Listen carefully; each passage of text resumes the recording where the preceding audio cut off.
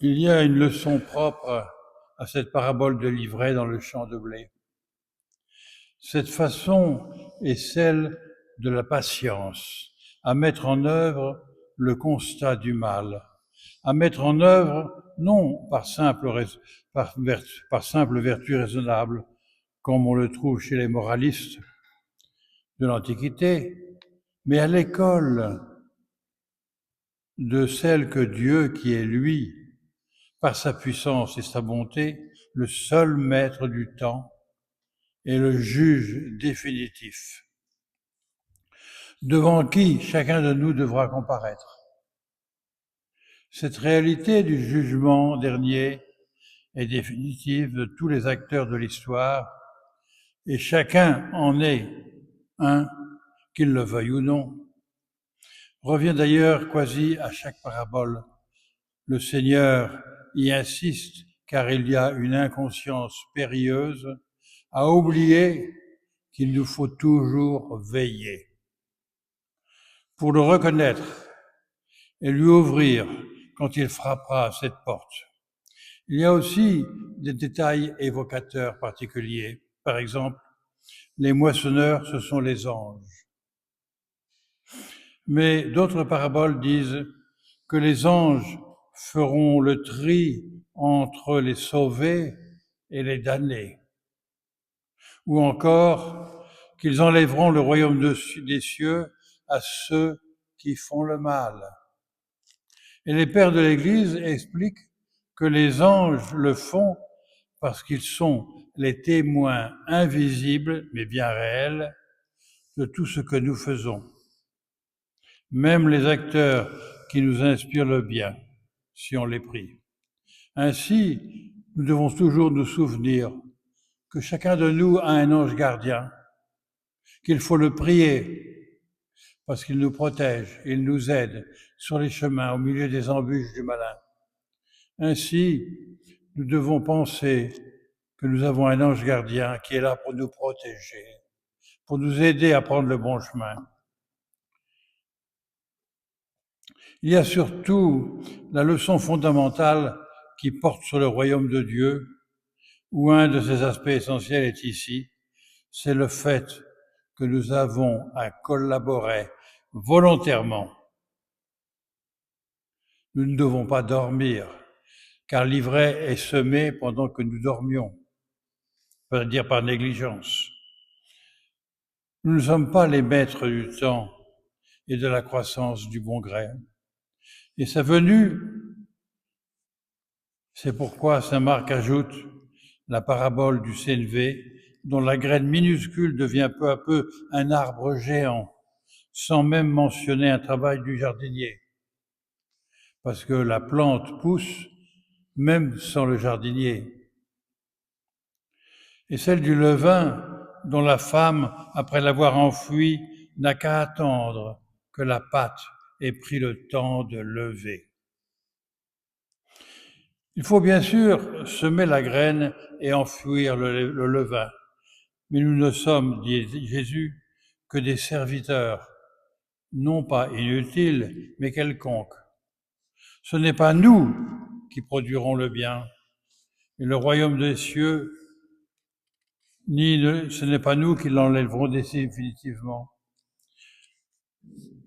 Nous devons veiller à empêcher le mal. C'est notre devoir. Nous n'avons pas le droit de laisser faire. Le maître du temps, l'acteur de l'histoire, le juge définitif et éternel, c'est Dieu. C'est lui qui est le centre.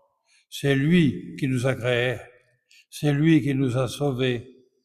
C'est lui qui aujourd'hui tâche de nous conduire à la vie éternelle.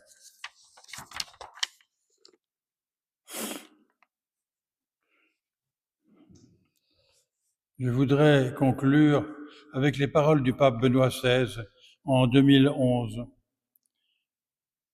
Le Seigneur veut nous indiquer le véritable fondement de toute chose. Il nous montre le Dieu qui agit, qui entre dans notre vie, qui veut nous prendre par la main. Oui, le Seigneur nous prend par la main comme une maman prend ses petits-enfants par la main. Le divin Maître nous invite à reconnaître d'abord le primat de Dieu le Père. Là où il est absent, il ne peut rien y avoir de bon. C'est pourquoi le Christ dit « Sans moi, vous ne pouvez rien faire ». C'est une priorité décisive pour tout. Le royaume de Dieu signifie justement seigneurie de Dieu, et cela veut dire que sa volonté doit être considérée comme le critère guidant notre vie. Jésus compare le royaume des cieux à un champ de blé pour nous faire comprendre qu'en nous a été semé quelque chose de petit et de caché qui possède toutefois une force vitale irrépressible. Ainsi étaient les paroles du pape Benoît XVI en 2011. En dépit de tous les obstacles, la graine se développera et le fruit mûrira. Ce fruit sera bon uniquement si la terre de la vie est cultivée selon la volonté de Dieu. Nous recevons de Dieu par l'Église, par les sacrements, par sa grâce, nous recevons la graine de Dieu dans notre âme. C'est pour cela que dans la parabole du bon grain et de l'ivraie, Jésus nous avertit qu'après l'ensemencement fait par le Maître, pendant que les gens dormaient, son ennemi est intervenu et a semé l'ivraie. Cela veut dire nous devons être disposés à préserver la grâce reçue le jour de notre baptême. C'est un trésor que Dieu nous donne gratuitement et que nous devons protéger. Et le Seigneur désire, avec ses anges, avec ses saints, nous protéger la graine qu'il a semée en nous par le baptême. Saint Augustin fait observer qu'au départ, beaucoup de gens sont de l'ivraie, puis ils deviennent du bon grain, et il ajoute « S'ils n'étaient pas tolérés patiemment quand ils sont mauvais, ils n'arriveraient pas à ce changement louable. » Ainsi, sur la terre, Dieu, avec patience, tolère le mal, en espérant toujours que le bon grain se développe et que l'ivraie meure. Le livre de la sagesse, dans la première lecture d'aujourd'hui, souligne cette dimension de l'être divin et dit « Il n'y a pas de Dieu en dehors de toi, Seigneur, toi qui prends soin de toutes choses. Ta force est à l'origine de ta justice. Ta domination sur toutes choses te rend patient envers toutes choses. La patience de Dieu envers les hommes infidèles, c'est parce qu'il espère toujours qu'ils vont retourner au bon chemin. Alors, si nous sommes enfants d'un Père aussi grand et bon, essayons de lui ressembler. C'est pourquoi le Christ dit plusieurs fois, « Vous donc, soyez parfaits comme votre Père céleste est parfait. » Et nous devons chasser de notre conscience que l'importance d'être honnête. Non, l'honnêteté, c'est le point zéro en mathématiques. Ce que nous sommes appelés, c'est à être parfaits, c'est-à-dire d'être d'autres Christ.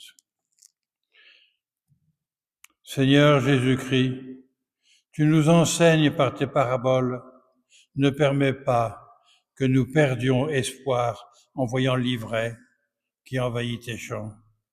S'insinuant au milieu des blés, le temps de la moisson n'est peut-être pas encore venu, tu peux encore, toi qui es tout-puissant, transformer l'ivraie en bon grain. Au dernier moment, le bon larron s'est repenti et il est devenu du blé mûr pour le royaume éternel. Et nous, qui nous prenons pour du bon grain, nous pouvons encore, comme Judas, te livrer et nous transformer en ivraie qu'il faudrait jeter au feu. Si tu ne nous soutiens pas constamment par ta grâce, Seigneur, c'est toi qui sèmes dans nos cœurs la semence de ton royaume. La toute petite graine de Sénévé, aide-nous à la cultiver. Et mets en nous le levain du royaume qui fera lever la pâte de nos vies pour qu'un jour, transfigurés par Dieu, nous vivions à jamais dans la joie de sa présence éternelle.